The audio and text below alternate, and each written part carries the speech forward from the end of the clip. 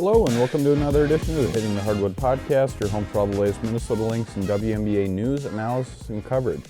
Thank you for tuning into another episode. I'm your host, Mitchell Hansen, and the best month of the year is here. March is by far my favorite basketball month of the year, and I absolutely love the WNBA playoffs and everything that comes with the WNBA season, but March is one of my favorites.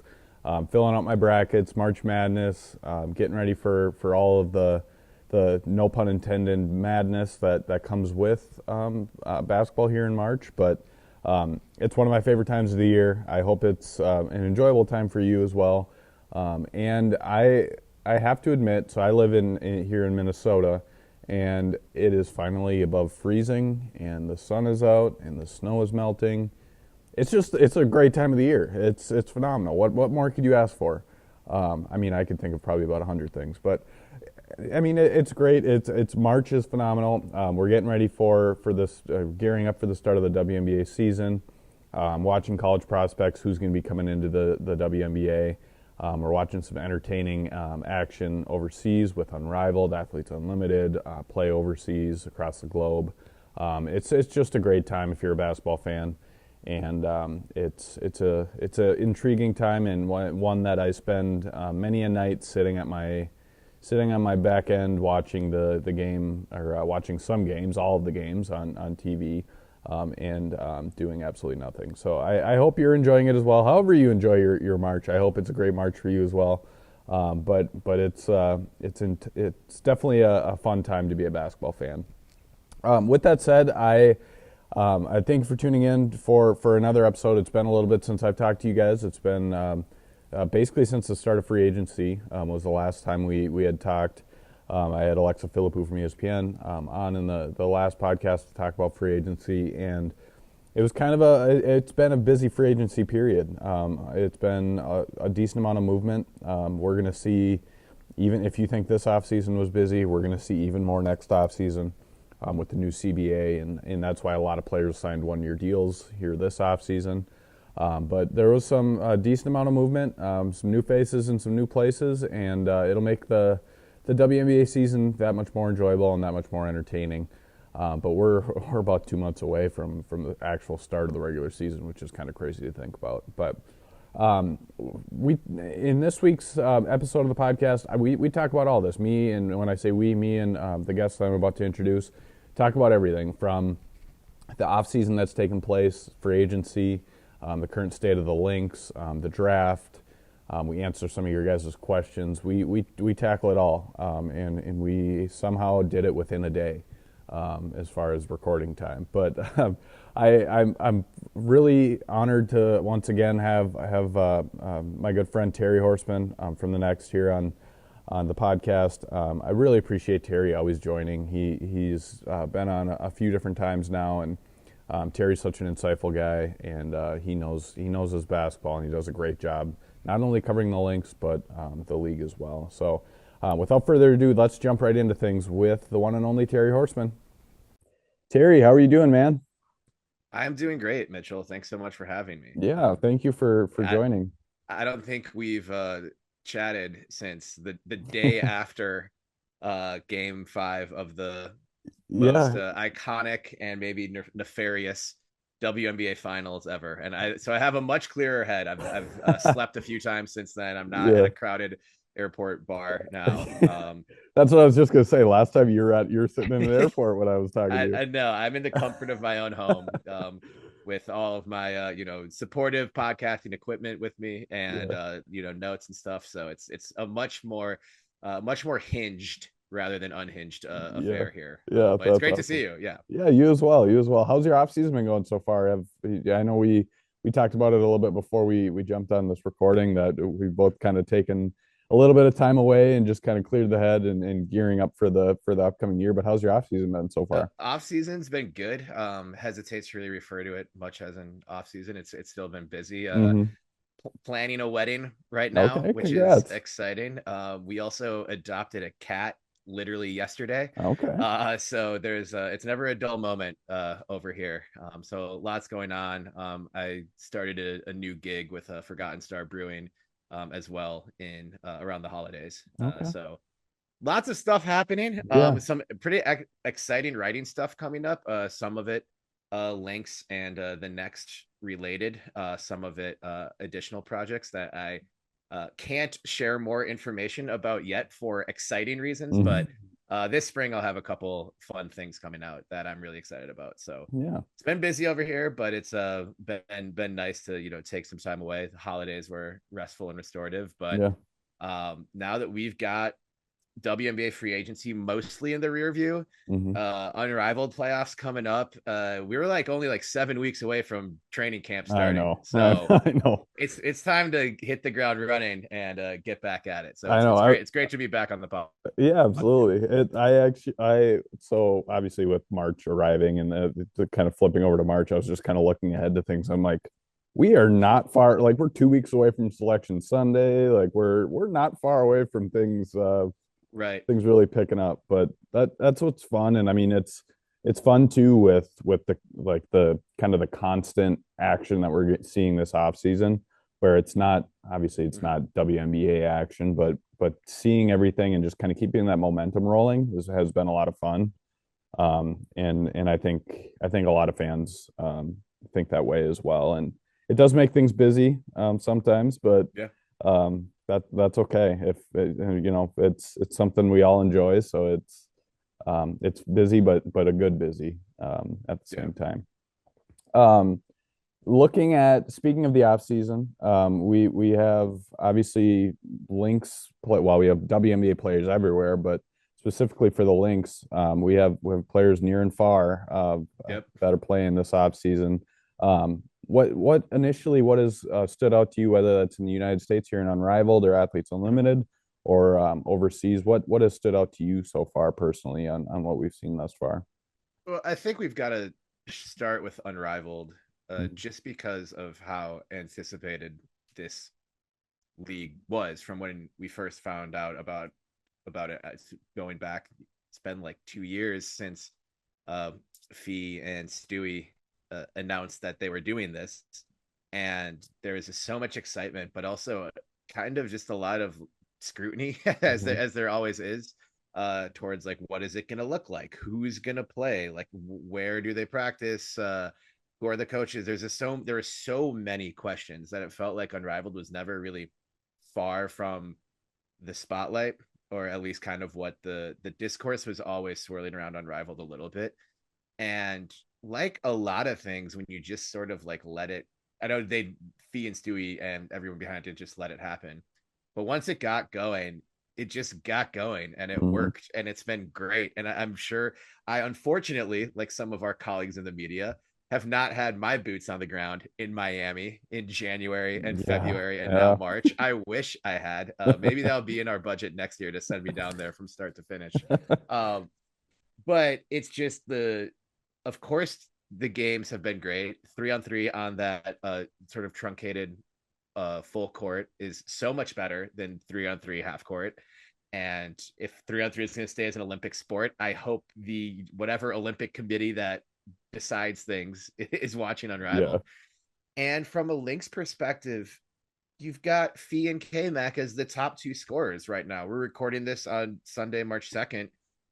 That number one and number two, it's Nafisa Collier and Kayla McBride playing incredible. Yeah, it's 3-on-3. It's a bit more open. So I know not everything's going to translate, but they're playing phenomenal basketball. Fee and Court have the Lunar Owls already clinching the 1 seed with 3 regular season games. They're looking dang good. Yeah, and it's been so fun to watch. The one-on-one tournament was great.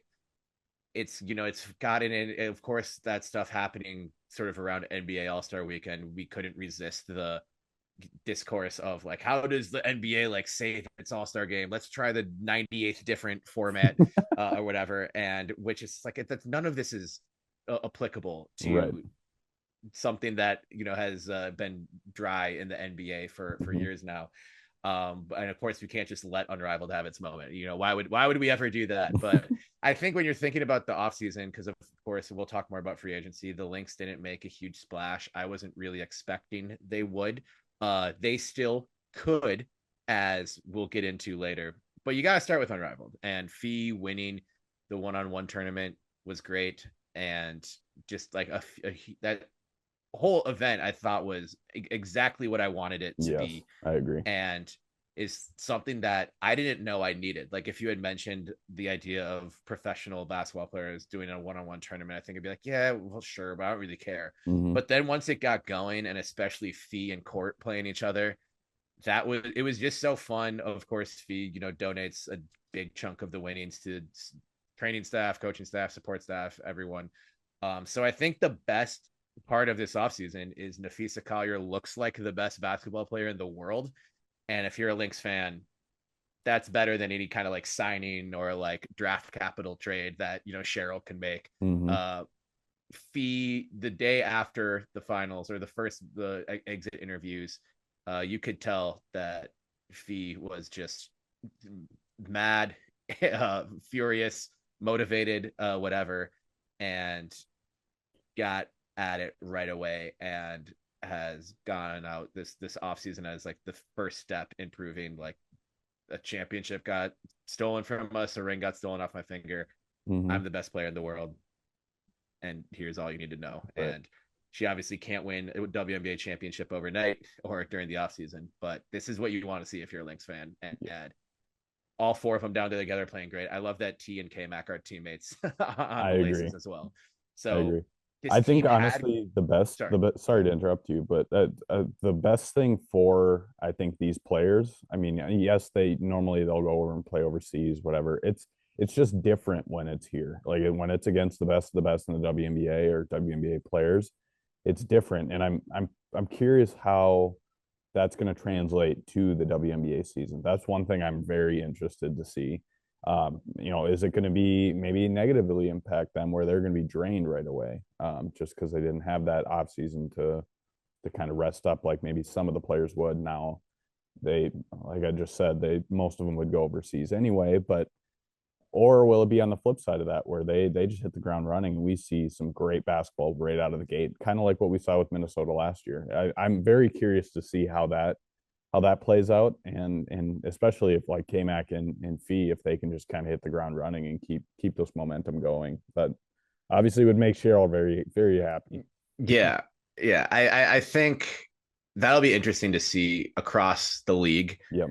Because I think it'll affect teams differently. And having four Lynx players down there in Miami, like this team had incredible chemistry last year. I don't think that was something that was on the list of things to work on over the offseason. But the more time with each other, the better, especially in this year where the cap is going to go up. There's going to be a new CBA. Everyone's essentially on a 1-year deal. Running it back, I think, is the best thing for this team, and spending as much time together as they can over this offseason, I think is going to be something that's really helpful because that's something that can only get better, and strengthening an already incredibly strong bond they have with each other. They didn't start slow at all last year, but I don't think there should be any fear of that. And these, they know how to take care of their bodies and to be conditioned going into a training camp. I think it might even be better. I know K-Mac's going to go and play with Fenner. Yep. After this, there's a lot of these players too. Like BC is not a player; she's not at Unrivaled, and she's playing in Turkey right now, but not a player who's like typically like wanted much time off. So I think this will be they'll come in ready to go at training camp. I don't think there'll be any kind of drainage that anyone needs to worry about. Right, I agree. And also it's one of those things where this is what they've been used to their entire career. If they kind of take off, or they maybe do more or less or whatever, maybe in the off season, that's different than what they've done. But a lot of players are used to just getting overseas and continuing to play. So I do think a lot of them like that just for the routine factor and staying kind of in shape and ready to go. But it'll be interesting to see how all of that impacts positively or negatively, or not at all. Who knows? It might not even we might not even notice any difference. But speaking of the other players overseas, you talk about Bridget Carlton. Yeah. There's quite a few outside of the four that are in the United States. There's I don't know, there's more than 10. There's probably about a dozen that are playing overseas that are currently on the Lynx roster.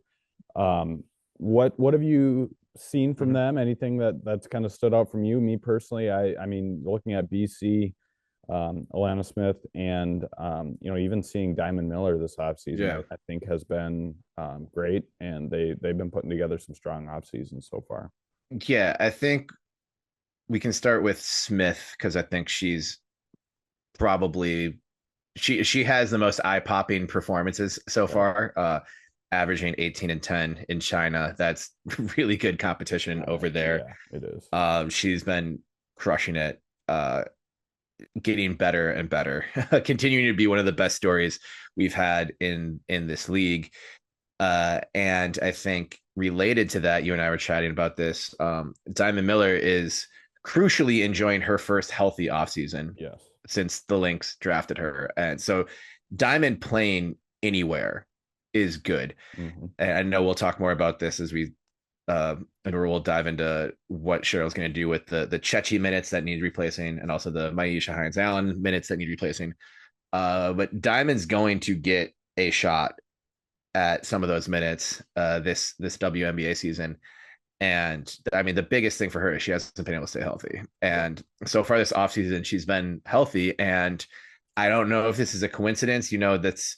It's players playing around the whole world, but it's a small world in basketball sometimes. So maybe it's just a connection here, connection there, whatever.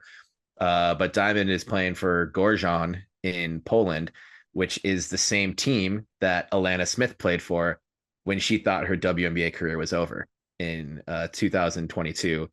And James Wade and the Chicago Sky saw what she was doing in that Polish league, was named MVP of the league, led that team to a third place finish and some impressive Eurobasket performances. And Lana Smith turned out to be pretty good. And it's getting better. So Diamond's playing for that same team. And I know your next offseason update will be posted tomorrow, but what did she put up, like 20 and 6 in a game yesterday? Yeah. On March 1st, she had 20, 10 and 6 in, I don't even know, it was like 30 some minutes or something like that. But she, to your point, like the consistency of her being even on the court is just so valuable, in her getting some playing time. Like, obviously during the WNBA season, she she not only dealt with injuries, but she also dealt with, when she was healthy, she fell down the kind of the rotation, kind of couldn't really dig herself out of that. So her getting just on the court and just getting some playing time, I think is extremely valuable, even just from a kind of a I don't know, for Cheryl or even the coaching staff, just kind of see what they have with her, because really, I mean, she just finished her second WNBA season. She's still a very raw prospect. Well, not raw prospect, but she's a young player. And she's still kind of learning her way and kind of growing into herself too. And she got off to a great start last off season. Then like she has other times, she got hurt. That kind of set her back, and it's been great to see her back and healthy. And I think last year, crucially, when she got hurt and BC took her spot in the starting lineup and the team just flew after that, I think it's crucial to note just how much of a professional Diamond was about that. Cheryl mentioned it during the finals, but also during the postseason, how important players like Diamond, Peely, and Olivia Apupa were, who weren't playing in the playoffs outside of garbage time, but just how, like, that's not a throwaway part of the roster, just how supportive they were, how helpful they were. And from where we were around the team a lot at practices or whatever, I haven't seen or heard Diamond complain once. I've never even seen what could be even remotely considered like a shred of a pout. When we're there for practice, it's the end of practice and we're waiting for Coach Reeve to come over and waiting for, either like Fee or K-Mac or Lan or Court or whoever to come over. Diamond is having intense conversations with Coach, with Brunson. And this year we'll get to work with, Coach T and Coach Lindsay Whalen. Which once is again, weird, by the way. right? I won't get used to that for sure. But yeah, I don't think we'll see Waylon with a gin and tonic courtside at all this season, unless something happens. But like Diamond's putting in the work, and it's not easy to play in Reeves' system. It's designed like it's one of the most complicated advanced basketball systems on the planet. And I say that not because I understand it, but just because I know that like we would have no idea what to do with that kind of instruction. And Diamond's a young player who, until her rookie year in the WNBA, was just more athletic than anybody. I excuse me. I remembered Caitlin Clark saying something about Diamond when the Big Ten tournament was in Minneapolis that year, weeks before the Lynx drafted Diamond, and where I think it was the only charge Caitlin had taken in her college career to that point, and it was on Diamond driving to the basket in that semifinal game, Iowa versus Maryland, and in the post game she was just like, "Yeah, that hurt." Diamond coming at you with his head of steam is not an amazing sight, and she has this crazy level of athleticism that I think she wants to be great so bad, and often is just like trying too hard, and that may or may not have something to do with getting hurt by like pushing yourself. But I think Diamond has been a consummate professional in a lot of ways in her 2 years in Minnesota, and if I was a betting man, we can't bet on this stuff, but I would have felt comfortable putting money that Golden State would have taken a swing on Diamond in the expansion draft. I was actually kind of surprised when it was Chechi's name that got announced there. But Diamond will be back and has had the best offseason as a professional, and that's significant. So there'll definitely be a lot of eyes on Diamond over the next few weeks, and as training camp, preseason, and the 2025 season gets going. Yeah, absolutely. I just looked up her numbers, and she threw a game on March 1st, which she scored her first 20-point game since before Christmas, or recorded her first 20-point game before.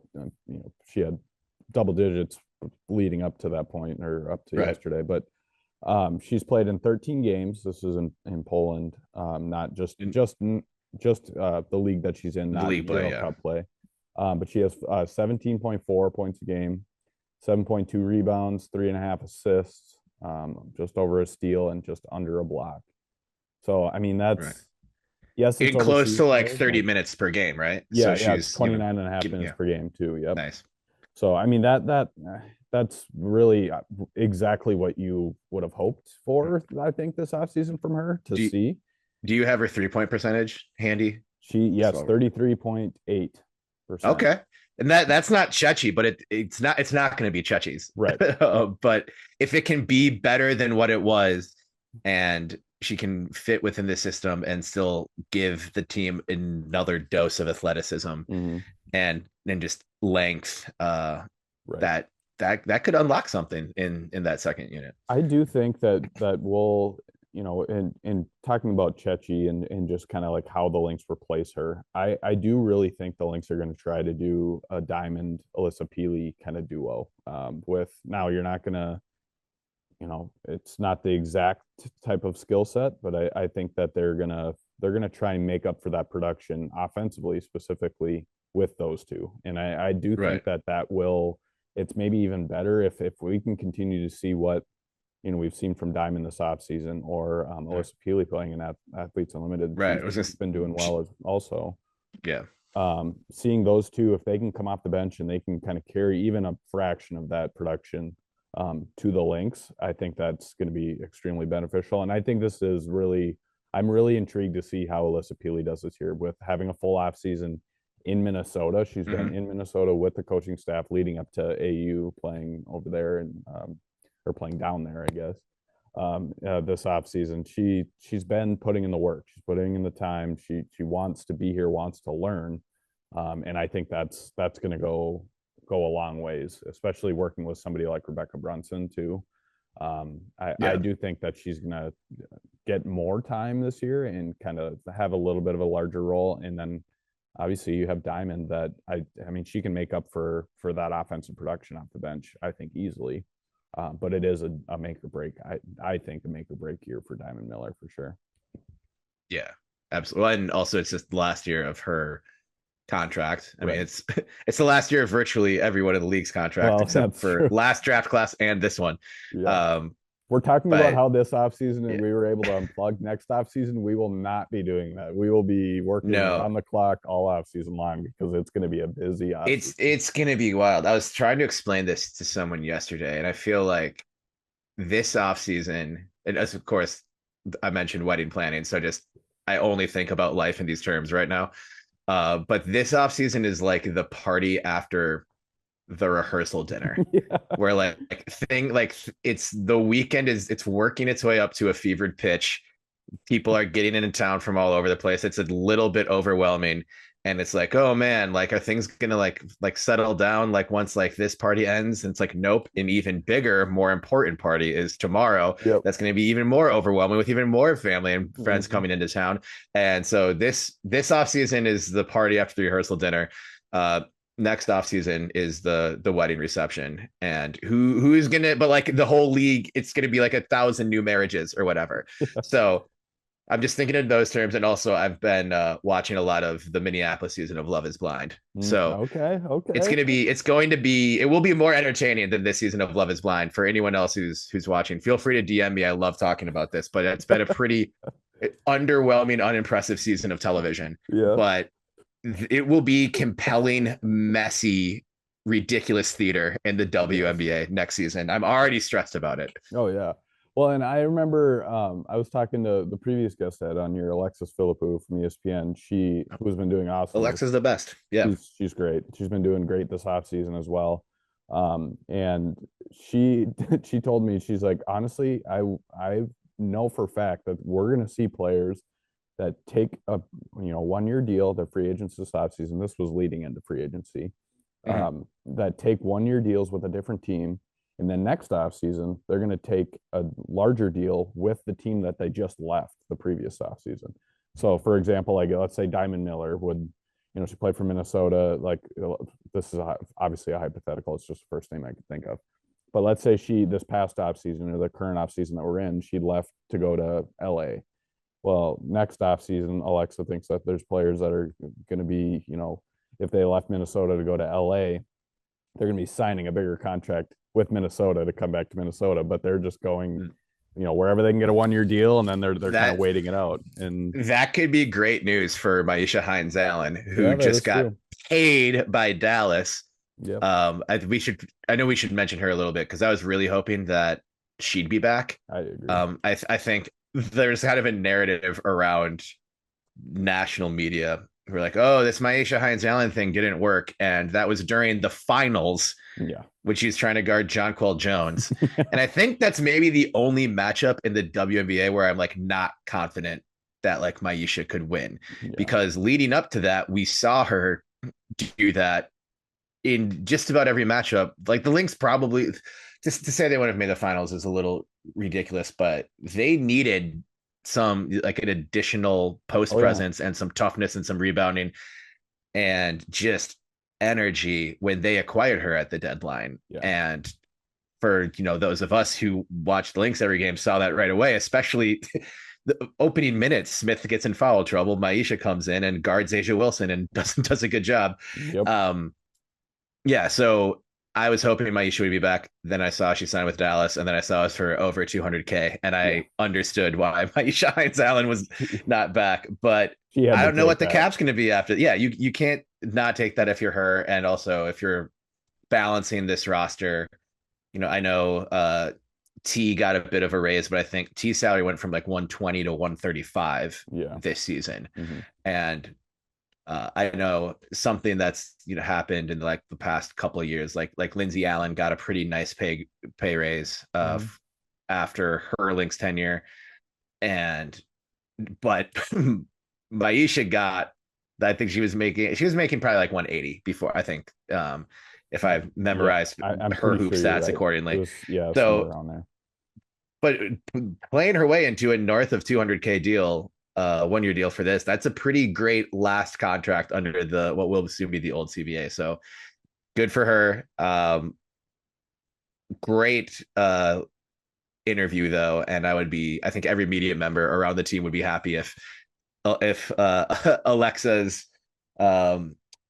previews turn out to be correct in that Maisha comes back to Minnesota after getting a 1-year payday in Dallas. I would love that. It just first of all, I agree with you. It would just it's drama. It's just even the idea of like, I don't know. I mean, you could name endless amounts of players that signed 1-year deals this year because everybody did, but seeing them go back to their old teams and just kind of how that would again shift the entire landscape of the league, not to mention that we'll have expansion teams coming in, and it's going to be wild. But right, this is what we've wanted. This is what we've called for years. So we take what we can get at this point, and it'll be entertaining, and hopefully it just continues to expand and grow the league. That's the biggest thing. But yeah, for sure. Well, next thing that I'd like to talk about is what we've seen so far from this from the Lynx team so far this offseason. It's been a relatively quiet, and now I don't think any of us expected it to be a flashy offseason for the Lynx, just because they have a bulk of their roster set from a pretty dang good team from last year.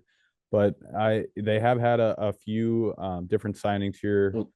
Now that you say that, there's going to be some massive trade announced, we're about to finish up recording. Yeah, absolutely. No, that's how it works. Cheryl actually has like a live feed into what we're recording, and she sees all and is just waiting to pull the trigger. But the Lynx have about 5 newcomers. Just as either training camp contracts or additions to kind of give them just to kind of see what they can do in the WNBA. What are your thoughts so far on what we've seen and maybe how they could contribute? Because odds are, a decent amount of these players, they'll get a look, but they're not going to make the final roster, at least not in Minnesota. But what are your thoughts?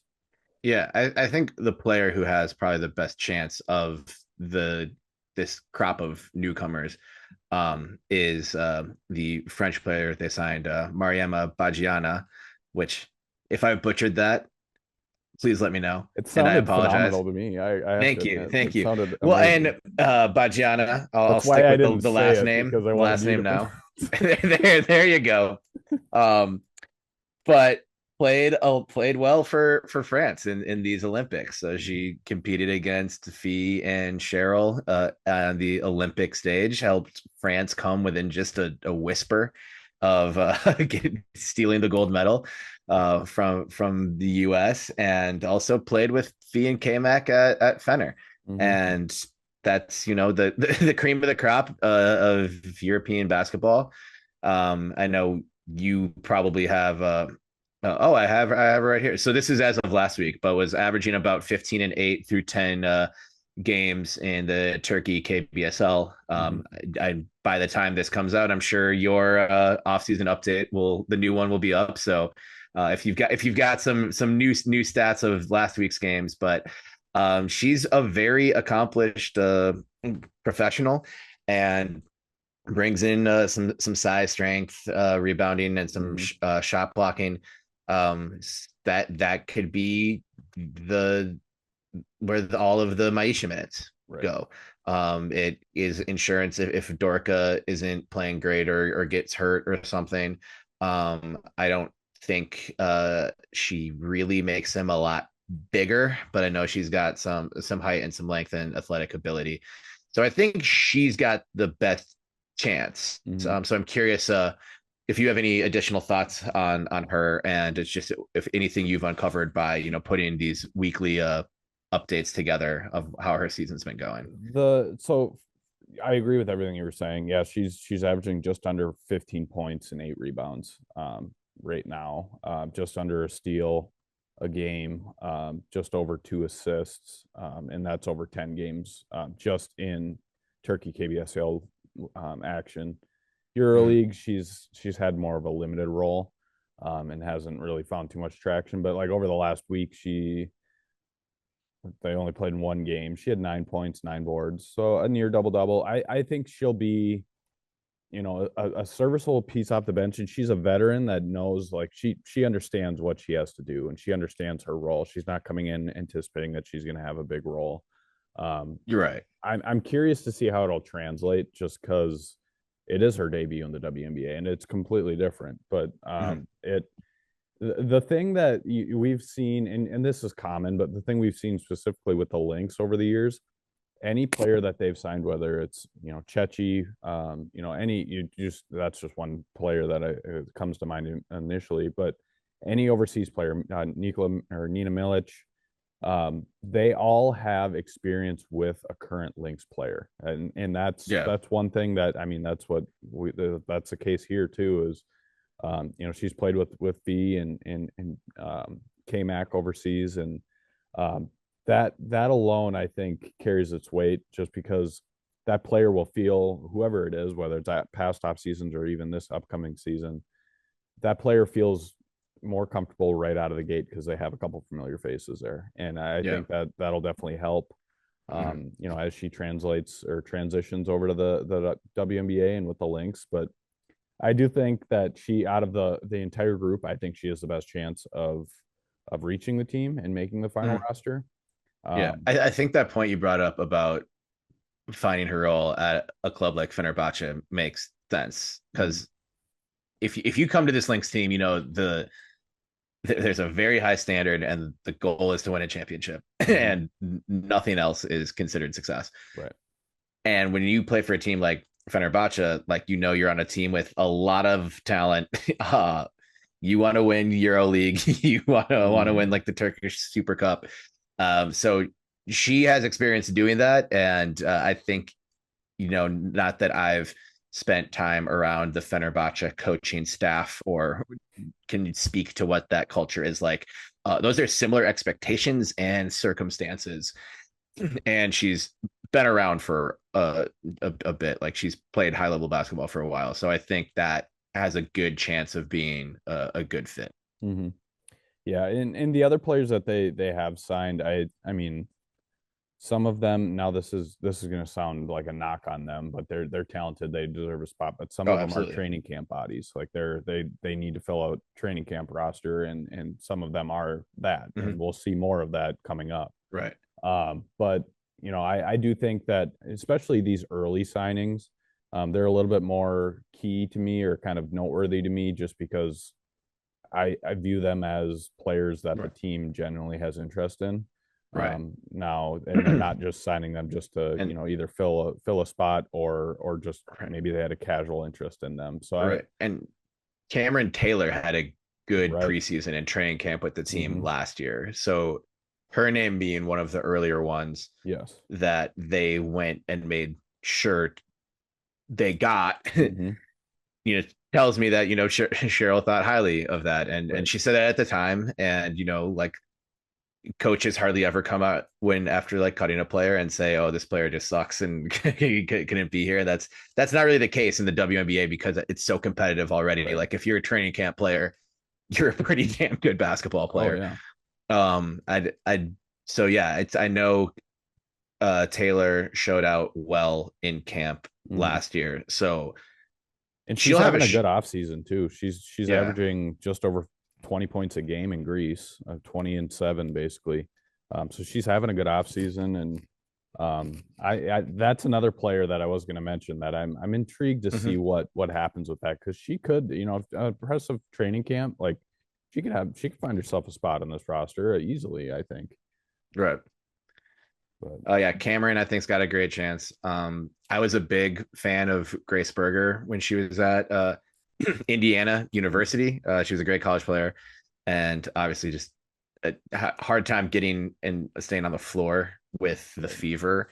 But I just thought she was a really steady player, kind of just good at everything type player, and also just a winner, culture fit, kind of talent. So I wasn't surprised to see her as a target, and also playing in Turkey for another or Ormanspor. This is a great test and pronunciation savvy this episode, Mitchell. We should do weekly in the off season just so that we have to keep ourselves Should we keep ourselves in the, practice. The Lynx off season update into a podcast? Should we just start doing it in audio? Right, but that we have to speak in the language of whatever country the player is playing in.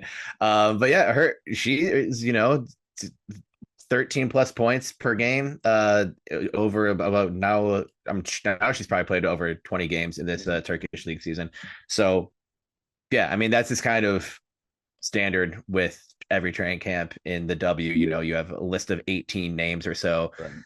Everyone was scoring around like 10 plus points per game in Europe over the off season. And that's what makes this the most competitive league in the world in any sport. And that's why covering training camp is so fun, because you know how competitive it is, and every practice matters so much. Mm-hmm. Well, and some of these players too, like for example, Cam Taylor, like they're not just not fighting for a spot this year. They're fighting for a spot maybe in the next training camp too, and to get that second look. And now that's not an easy thing to go through in the time or in the moment, but that's kind of the reality now. As we get more teams in the league, that could change, but it's a lot of these players are basically having a tryout to maybe get a look next year. And that could be the case for a couple of the players that are here. And I do agree that Grace, I was intrigued by that signing a little bit, just because she did, I agree she was fun in college, and she just kind of fell down the depth chart in Indiana with the insertion of Caitlin Clark and just kind of everything that came about with that, and she just didn't find she didn't have a role. It also felt like the Fever had just like 100 guards. Yes. Starting with Caitlin Clark and Kelsey Mitchell, and that's a difficult group of guards to get to the top of the depth chart. Yeah, absolutely. When it comes to another aspect of adding to the team, the draft. The Lynx obviously have what's pick 11 or whatever in the first round. What are your thoughts on maybe what they might target, who they might target, what the need of this team would be yet? This draft is really exciting for a number of reasons. Because the draft overall, everyone's like, wait, so what's Paige going to do? And there's just going to be a lot of attention, a lot of hype, a lot of intrigue around it. I'm very compelled. I mean, just, you kind of need to be a little bit of a roster nerd to enjoy doing this as a job. But so the Lynx are, starting to fill out their training camp roster. And like what we just talked about, it's already a number of talented players competing for very few spots. There are fewer spots than there are players deserving of them. The Lynx have picks 11, 15, 24, and 37 in this draft. And they don't have, in any year, they don't really have 4 spots to offer anyone. Right. The 15 pick they have from the Sky, which was part of the day before the draft trade last year, when they traded with the Sky to go down a spot where the Sky picked Angel Reese, of course. Shout out the Angel Reese meal at McDonald's if you've gotten it. I haven't. How is that, by the way? It's solid. It is a quarter pounder with cheese with bacon and barbecue sauce, which if you've had a burger at McDonald's in the last 10 years, you can imagine it. But no bedazzled burger. It doesn't come bedazzled. I did get it with the high C that was advertised, and just shout out. We need more WNBA players getting feature meals like that. So happy for Angel, and I was happy to be a consumer of it. Absolutely. But I mean, you can get your top 15 pick. It's 15 because there's only 12 picks again in the first round this year, because the Aces had to forfeit their pick. And we could see players in either that 11 or 15 spot come in who are talented enough to get a spot on the team. We could see the Lynx try and get future capital. Right. Next year's draft, I think, is also going to be very good. We're expecting it to be the year Juju Watkins comes out. We don't have time to fully talk about this, but another element of that trade, if you're still mad about the Lynx trade out of the spot, that was eventually Angel Reese. They have first round pick swap with Chicago next year. Mm-hmm. I think it's probably 99% the Lynx will be better than the Sky this year. Yeah. The Sky, before they acquired Ariel Atkins, I was like, this might be a front runner for like second or third worst in the league. Right. No disrespect. I like Angel Reese a lot. I like Camilo Cardoso a lot, but it'll be another first year head coach in Chicago. Mm-hmm. A lot of change. Courtney Vandersloot, I respect as much as anyone else in the league, but I don't know that you can be a playoff contender with Sloot as a starting point guard anymore. And yeah, Atkins increases their win total by an amount. I'm not sure how much. And if the Lynx package 15 and 11 for future assets, then that gets even more exciting. If at that point they make a trade like that and it's Paige Beckers has said, I'm not going pro this year, then trust me when I tell you, Minnesota is going to be paying so much attention. The Lynx wouldn't be guaranteed to get the number one pick, but they'd have significant ammo. They'd probably be in the top 4, top 5 with more picks. So we'll see. It's there's just a lot of pieces to play with. And I don't know necessarily what they'll do. If any team, like obviously no players don't tank, but there are teams with a range of ambitions when it comes to the 2025 season. If there are teams interested in, like the 24th pick, the 37th pick, and just getting players they can put more years into developing. But yeah, what are your sort of thoughts? I do have some prospects that I think would fit if assuming they keep those earlier picks, but just kind of what are your thoughts on this draft sort of as a whole? I do think that now the thing that's kind of eyebrow raising for me is the amount of teams that are trading out of the first round. Sure. And it's obviously not usually a good sign. Now, granted, the Ariel Atkins trade is different. You're acquiring an all-star. But it's intriguing to me because if they valued the first round and the prospects that are within it that much, they're not going to, teams aren't going to trade away those picks. Sure. Now that could play Minnesota's favor. I mean, players could drop and Minnesota could, find another diamond in the rough like they have with, it seems like endless amounts of other players. Dorky Uhas and Nafisa Collier too that come to mind immediately. But it'll be, I do think maybe this year more than ever, I think this team will look for best player available, and they're going to be more open. When I say this team, the Lynx, they'll be more open to moving their picks this year than maybe ever. And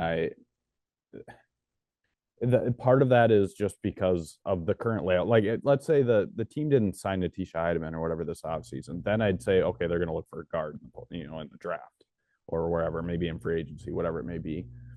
It's just, to me, it seems like they almost have their roster kind of set, and it's tough to. They're already young to some extent on the bench. I mean, you look at Diamond Miller's going to be entering her third season. Alyssa Peely's in her second season. Dorky Uhas is in her third season. Like, they're pretty young to begin with, and it's one of Cheryl's never really been somebody to do kind of what they're doing right now in developing and kind of waiting things out. Like she, and understandably so, I'd be the exact same way. She's kind of been like, go, let's get a veteran. Let's, we're competing for a championship this year. We're not thinking about 2-3 years down the road. Sure. And so I don't know. I think they'll be open to making a move with those picks this year, maybe a little bit more than ever. And maybe that is trading to next year, getting some more ammo for next year in case they want to try and move up into somebody in the draft, if they even can. But that's just kind of my first impression on things. And this draft is intriguing, though. I gotta admit, it's very intriguing compared to even the last couple of years. Out of respect for this draft class, I'll mention a few players that I think would be very interesting to see around 11 or 15. But then I'll throw a very reckless sort of trade idea out there that no one has reported has any chance of actually happening. But so first I was just going through a bunch of different mocks, and I forget who had this, but this was the day after UConn beat the brakes off of South Carolina in South Carolina. When AZ Fudd had just incredible performance. And the next day I looked at a mock draft that had AZ Fudd going to the Lynx at 11.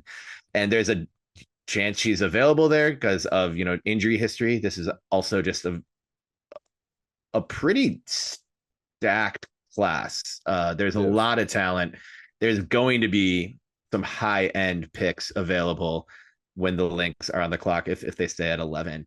And she's shooting north of 45% from three right now. Obviously has an injury history, but this is her fourth college season. Turns 23 in November. So, I think there's a decent amount of experience there. She overcame that injury, is playing really well. Right. Obviously, if Paige isn't involved in this year's draft and you're trying to just put all your eggs in that basket, getting one of her teammates this year, that'll be the last Paige reference on the podcast, I promise. But AZ's been just so fun to watch. She's been lighting it up from three, and that the Lynx are going to shoot threes and want to be the most deadly team from deep again.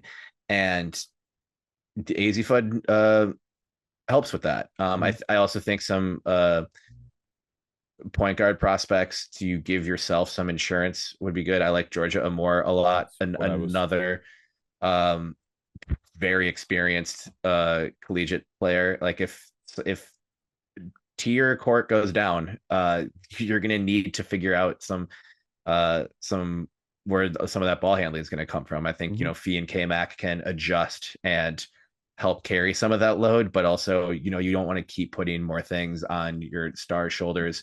I like Tahina Pau a lot as well from South Carolina. And I had one more. Let me make sure. Cheyenne Sellers, another Maryland pick. I like Sellers a lot. History with Diamond, of course, helps, but also because she can play point and also play on the wings, and Cheryl values that level of flexibility. Great distributor and also a good defensive player. So those are names I'm seeing or around there, and that if they stand pat at 11 and just draft a player who's probably going to have a hard time seeing a ton of minutes this year, but someone who could be a contributor if needed to be, and also helps build for the future too, because there's not going to be, with everyone on these 1-year deals next year, if there's a player you really like at 11, having them on team control for this season and then 2 seasons after that is a advantage team kind of thing. So that is something that's another element of why these teams punting on these first round picks is interesting. I understand why Chicago did it, because as we just mentioned, Chicago pretty much knows they're going to lose their first round pick. So there's not really any incentive to be bad. Not that there ever is incentive to be bad. Yeah. But I also do think that we could definitely see, an international player selected and just kind of a pick and stash kind of thing. I do like the idea of maybe looking at a guard, especially now that you have the likes of Lindsay Whalen on the coaching staff, getting a guard that will sit on the bench and just learn behind Natisha Heidemann, kind of playing that Olivia Ipupa or Popo role. I always butcher her last name, but she I butcher a lot of names. We're struggling. It's okay. It's preseason for us too. It is. But Opupa, that first game against the Wings last year, Opupa came. It was one of those games, and also just the Lynx struggled with the Wings. Because Tierra McCowan is difficult to defend, to put it lightly. Opupa came in the fourth quarter, where I think the Lynx had a very small lead, and that was the game she had like 4 consecutive steals, and the Lynx scored off of every one of them. And it was the post-game press conference, the players were Fee and Opupa, and Fee came out and was like, hey, we don't win this game without Ollie. And that's just, testament. Every player on the roster contributes to a successful regular season. So I would love to, free agency, training camp stuff, there's a chance they sign a Pupa again. And that's what I would rather a Pupa come back than any of the prospects we just talked about. I agree. But we'll see. I agree. She's a lot of fun. She's an absolute like fireball coming off the bench, which is awesome. But yeah, it'll be interesting to see. It's one of those years where like one of the first years going into the draft that I really like there isn't like one just glaring hole that this team needs to fill. Like last year was in the post or in the paint. Getting a post player that could contribute to the depth, like that's one thing they needed. This year they could go multiple routes, and it's not like and that's the position you want to be in. I mean, you don't want to have to fill something. You want to build your depth and just kind of build onto what you have already and not have to fill a hole right away. But it's a weird year because I feel like I don't know what's going to happen, and it's interesting. I could see multiple routes, that's for sure. Yeah. To kind of wrap things up, before we started recording this podcast, I threw out an ask on Twitter or X for fans or listeners, fans, whatever it may be, to send us their questions, any questions that they had for us. We'll go through a few of them. A few of them we did cover in our podcast that we had talked about already, but first one, there's most of them are about players and in how the Lynx could get them or if they will come to the Lynx. But the first one is Jess Shepard. That's a name that we didn't talk about in our overseas thing, but Jess Shepard this person is asking if Jess would come back. For me, I think we've probably seen the last of Jess Shepard with the Lynx or in a Lynx uniform.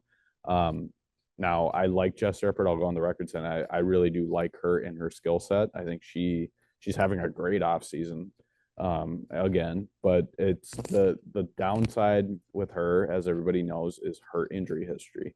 And it's hard to commit money or put money forward for somebody that's not on the court for you, especially when you normally have 11 spots on your roster, and that's tough. And it's just kind of one of those things where injuries bit her a little too hard and a little too often, where it just kind of trickled down and she lost her spot. But what do you think? I personally think that she's I hope she gets an opportunity elsewhere, but I don't think it'll be in Minnesota. Yeah, I 100%. I agree with all that. I think I asked this question when went to the room when we were waiting for some availability at some point last season, and it was basically a consensus like I think we have seen the last of Shepard in a Lynx uniform, which is too bad because she was a fan favorite for a reason. You always knew she was going to play her ass off and had good chemistry with players on this team, but I just don't really know how you create a spot for her with what they currently have in the post. And I'm also not sure she is the exact style at this point in her career of how the Lynx want to play with just a ton of spacing around Fee. And she fit the old style really well. She did, yes. And I just don't see that working out. So I know she's playing really well and still has some good basketball ahead of her, but I don't think it'll be with the Lynx. Yeah. Next one is about Emma Meesman. If she's still a possibility for the Lynx. I don't know if anybody knows except for Emma Meesman what Emma Meesman's going to be doing. And I don't know if she seems pretty content overseas. I think it's going to take a lot for her to come to the WNBA. I could see her just staying overseas one more year and then maybe seeing what the CBA looks like next year and then weighing her options. But I have a hard time believing that she'll end up in Minnesota. That makes the most sense to me. I think the Lynx have the cap space to give her as competitive of an offer as possible and stay under the cap for this year. But I'm sure a lot of other teams do as well. I kind of just think we would have learned this news by now. That obviously doesn't mean it can't happen. And, people don't tell guys like us anything. So but it's just a hunch, right? I think we would have found out by now if Meesman was playing in the league in 2025. I think she's going to play another season overseas. or like wait to come back until, or wait to come over when there's a fresh new CBA. Yeah. And see how this plays out. Because even if it's a 1-year deal, you're kind of taking a little bit of a risk in her shoes, like tying yourself to a franchise, like putting basketball roots down somewhere with a team where you have no idea who's going to be around next year. And so I could see her just being careful with that and knowing that her WNBA days are coming, but it doesn't need to be in 2025. Right. Yeah, I agree. Next one is Marina Mabrey.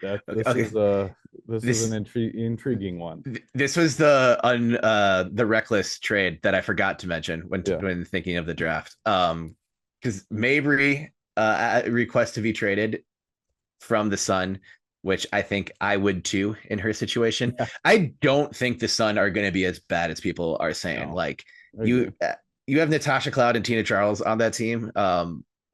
Natasha Cloud was one of my favorite players to cover on opposing teams last year. She's not going to let them be bad. Right. But I still don't think it's necessarily a winning situation. And of course, Mabrey was acquired to help that team last year reach the highest heights that they could. And of course, they ran into the Lynx. And I know a lot of Lynx fans may have some feelings about Mabrey because of that series, and I don't blame you for it. I love players like Mabrey. The player where it's like you hate them if they're on any other team, but you'd love them on your team. And I think Mabrey I think fits the way she wants to play. She obviously accepted a role coming off the bench with Connecticut last year. I know she had to start a few games, but that was my biggest thing with free agency last year. If the Lynx are going to make a splash with the entire starting five returning, it's who do you sign who is a free agent that you feel comfortable inserting into the starting lineup, and who do you take out of the starting lineup for that? And there wasn't even like a player like Alyssa Thomas, who is obviously a big name and could do big things in Phoenix. I don't know where you put her, and you're if she gets Bridget Carleton's spot in the starting lineup, you're risking the continuity and flow of everything, especially with a player who doesn't shoot threes. Right. Marina Mabrey does shoot threes. She lets you know she shoots threes. And just to let one of my, I think the narratives that annoy me the most are like players like Fee are too nice, and like BC gets thrown around like with that as well. Like the Lynx they're too nice. Like the Lynx are tough as hell. I have no worry watching the Lynx getting out toughed or pushed around. But a player like Mabrey, who's gonna spice it up, who's if a fight is breaking out any game anywhere preseason or game 5 of the semifinals, she will involve herself. Always useful to have. And if that player is lighting it up from 3, even more useful. She gets under your skin, whether she's playing well or not. And that's just that's a role that I don't know they have right now. And it's more shooting that you can bring off the bench. So could you package the 11, the 15, and maybe Diamond, who we talk glowingly about for 20 minutes on this podcast? I don't know what else, but Connecticut's saying they won't trade her. I mean, we've heard that before, but I would be all in on in support of a trade for Marina Mabrey. I think that'd be a lot of fun and also makes basketball sense. Oh yeah. I think I love the idea of the trade. I love her fit in Minnesota. I don't know if it'll end up crossing the bridge and getting done. Right. I think, I do genuinely think, the Lynx want to see what they have in Diamond Miller, and I don't think they're ready to move on from her. Now, granted, if you could get a player for Diamond Miller, let's say, if she would be part of this hypothetical trade, then I mean, you figure things out and you kind of move on from there. But they do have the firepower, they do have the assets to make a move like this. Right. And they have the assets and they have the room. Yeah. And I don't really know what Connecticut's doing. Right. And in the Connecticut situation or on that side of things, yes, they're saying they're not going to trade her, but if an athlete or if a player wants out, probably 9.5 times out of 10 they're getting their way and they're going to end up out. A team doesn't want to trade one of their best players. They're not going to say, right. Hey, oh, you want to trade? Okay, I mean, they're not going to do that. They're always going to deny it and kind of shut that down. But it's turning into an ugly situation, and it's getting public too, and it never ends well when that happens. So I do think they eventually part ways. I don't know when or what that all looks like, but it's just kind of an unfortunate situation in Connecticut. Right. But well, Terry, I really appreciate you jumping on. I appreciate you joining the podcast. It's been a blast chatting with you. I think I could probably sit here and talk to you all afternoon, but I appreciate you joining. We're gonna keep recording until the Mabry trade gets announced. Yeah, exactly. We'll and then have to record another episode. Right. just to talk about it. We'll scrap everything that we talked about, then we'll just talk about Mabry. Yeah. No, we'll definitely have to do this again. And like I said, it's always a blast chatting, and I appreciate you joining. For sure. Yeah. Thanks again for having me. And looking forward to connecting more throughout the off season. We've got absolutely a long ways to go and many more moves to happen. So exciting stuff. And thanks a lot for having me. You bet. We'll talk to you soon. Thank you once again to Terry for joining the podcast this week. As I mentioned before the recording, he's such an insightful guy. He's so fun to talk to, and I'm not joking when I said at the end of that podcast I could probably talk to him for about the rest of the afternoon or the rest of the day, because him and I think we almost chatted for about 2 hours here for this episode. So Terry's awesome. He's a great time, and he's got a lot of great things that have been done and are coming here this off season and this upcoming season. So please go check him out, follow him, support him and all that he does, because he's a supporter of Hitting the Hardwood, a supporter of myself, and I'm glad to call him a friend in this space. So Terry, thank you again for joining. I also want to give a shout out to my good friend Jeremy Rushing for producing this podcast. Him and I have been doing this since day one, so appreciate you, Jeremy, for all that you do on the back end of producing this podcast and making me not sound as much of a crazy person as I am. And I also want to give a big thank you to, before I get to that, I want to give a shout out to our latest patron, Margaret, who joined our Patreon community. The Patreon community continues to keep growing, which I'm very grateful for. I appreciate all of you who follow and go there. If you're not already, please go check out patreon.com/hitting the hardwood.